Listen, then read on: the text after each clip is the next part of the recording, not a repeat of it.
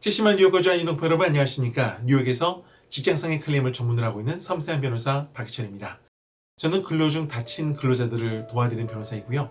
저는 1화에서 14화까지 직장상의 클레임에서 나올 수 있는 이슈들을 정리해서 여러분들께 호평을 받은 바 있습니다. 14화부터는 각 직군별로 어떤 사고가 일어나면 어떻게 대처하면 좋은지에 대해서 말씀을 나눠볼까 합니다.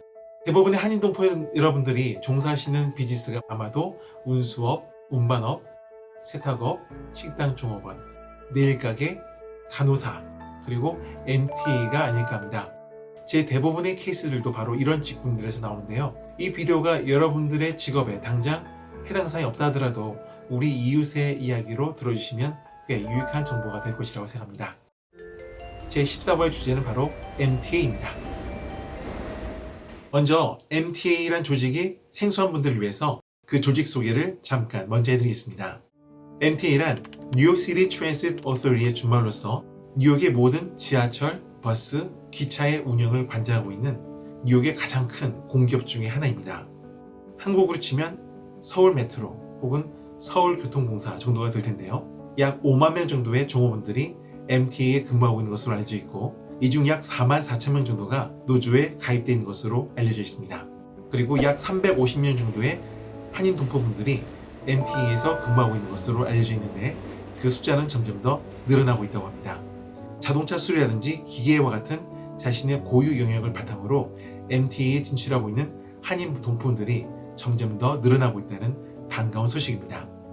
MTA는 그 조직 자체가 워낙 큰 까닭에 일반 회사와는 달리 그 회사 자체가 보험사인 몇 안 되는 특수한 조직 중의 하나입니다. 영어로 self-insured라고 부르는데요. 일반 회사들은 보통 외부 보험사에서 보험을 가입합니다. 그러나 MTA는 보험팀을 따로 두고 self-insured라는 명목하에 회사와 보험사가 같이 있는 특수한 조직인 것이지요. 그리고 MTA는 보험팀을 법률 대리하기 위해 존스앤존스 그리고 웨이스, 웩슬러 앤 워나와 같은 두 개의 로펌과 같이 협업 체제를 이루고 있습니다. 저는 MTA가 인체로 치면 동맥과 같은 역할을 감당하는 존귀한 조직이라고 생각합니다. 하루에도 수많은 사람들과 화물을 나누면서 이 뉴욕의 거대한 경제를 떠받치고 있으니까요. 그러나 동시에 다른 직군에 비해서 직무 관련 사고의 위험이 다소 높은 것도 사실인 것 같습니다. 아무래도 직무 중에 뾰족한 도구라든지 무거운 물건을 나눈 경우가 많기 때문에 그러합니다. 제가 직접 다뤄본 20개의 MTA 케이스 중에서 바로 18개가 이런 뾰족한 도구나 무거운 짐과 관련한 대물 사고였습니다. 나머지 2개는 손님으로부터 받은 폭행이나 성추행과 같은 대인 사고였고요. 제가 4화 비디오에서 특정 근육을 반복적으로 사용하면서 서서히 불상이 전개해 나가는 직업병 케이스를 소개해드린 바 있는데 아직 MTA에서는 이런 직업병 케이스는 못 본 것 같습니다.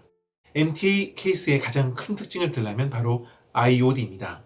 IOD란 Injury on Duty의 약자인데 근로 중 다친 근로자가 주저함없이 빠르고 효과적으로 클레임하도록 돕는 시스템을 말합니다.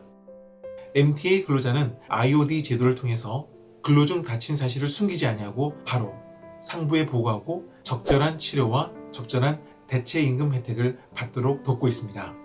일반 회사에서는 이런 IOD가 없는데요. 그래서 근로 중 다친 근로자가 만약에 이 사고를 회사에 보고할 경우 혹시나 인사상 불이익이나 회사 조치를 당하지 않을까 전전긍긍하면서 회사에 이 사고 관련 보고를 늦추는 경우가 종종 있습니다.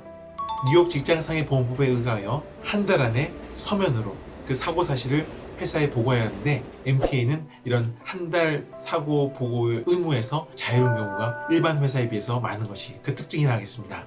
그리고 MTA에서는 사고가 일어나면 또 IOD를 통해서 사고를 또 신고하고 빠르게 치료와 대체 임금 혜택을 받을 수 있는 혜택이 열려져 있습니다. IOD를 통해서 성공적으로 상부에 자신의 직무 관련 사고를 알리신 MTA 근로자는 어서 당연히 의사를 만나보셔야 합니다.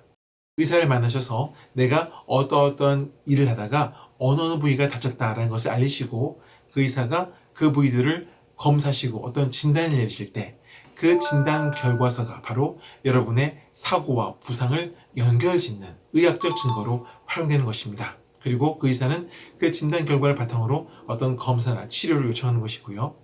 만약에 사고로 일을 멈추시게 된 근로자가 계시다면 그 진단 결과서를 바탕으로 대체급여, 즉 로스 웨이지를 청구할 자격이 부여되는 것입니다. 여러분들이 보실 수 있는 의사로는 만약에 그 사고가 너무 커서 뼈가 부러진 그런 사고였다면 당연히 응급실, 큰 병원을 가보셔야 되겠고요. 그 정도가 아니라면 동네 얼전 케어나 직장상의 클레임을 받는 닥터 오피스도 충분히 가능합니다. 이때 여러분들이 항상 유념하셔야 할 것이 가장 많이 아픈 부위뿐만 아니라 조금이라도 아픈 부위는 다 우리 의사에게 말씀하셔야 되는 사실입니다. 예를 들어서 어떤 무거운 짐을 들고 가다가 허리를 다치신 MTA 근로자의 경우 만약에 허리 얘기만 우리 의사에게 하신다면 나머지 어깨나 무릎같이 동시에 아팠던 부위들을 놓치게 되고 그 케이스는 허리로밖에 인정을 못 받게 됩니다. 그러나 조금이라도 아팠던 예를 들어서 어깨와 무릎 얘기를 우리 의사에게 하신다면 그 케이스는 허리 케이스일 뿐만 아니라 어깨와 무릎 케이스로도 인정받을 수 있고 치료와 보상에 있어서 더 많은 혜택을 누릴 수 있으니 이 영상을 보시는 모든 분들은 우리 의사를 만나실 때 반드시 이 사고와 관련있다고 생각되는 모든 부위들을 다 의사에게 말씀하실 것을 강력하게 추천드립니다.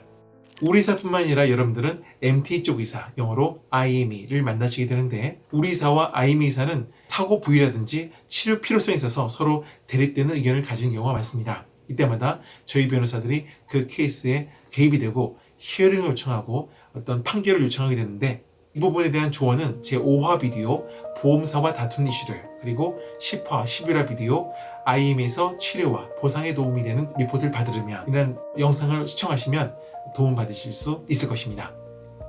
사고로 인해서 일을 쉬어야 했던 그러나 치료가 어느 정도 진행된 MTA 근로자는 드디어 직장에 복귀하실 준비를 하십니다. 이때 우리 쪽 의사와 MTA 의사로부터 각각 클리어런스 레터를 받음으로써 실제 일터로 복귀하실 수 있습니다. MTA 케이스의 또 다른 특징은 바로 1년 안에 직무에 복귀하셔야 한다는 규정입니다. 일을 계속 못하고 계시면 여러분들은 화면에 띄워드리는 이런 편지를 받으실 텐데 1년 안에 얼른 일터에 복귀하셔라. 그렇지 않은 경우 퇴사 처리될 수 있습니다. 라는 경고장으로 생각하시면 되겠습니다. 제가 다뤘던 MTA 케이스 중 99%는 모두 직장에 복귀하셨습니다. 여러분들의 치료가 완료되면 남아있는 부상, 영구적 부상이 얼마인가 측정하여 보상을 청구하게 되는데 이때 제 13화 비디오 내 케이스의 보상액은 어떻게 결정되는 것인가요를 시청하시면 많은 도움 받으실 걸로 생각합니다. 이상 MTA를 뉴욕의 동맥으로 그리고 그분들의 직원을 위해 최선을 다하는 섬세한 변호사 박희철이었습니다.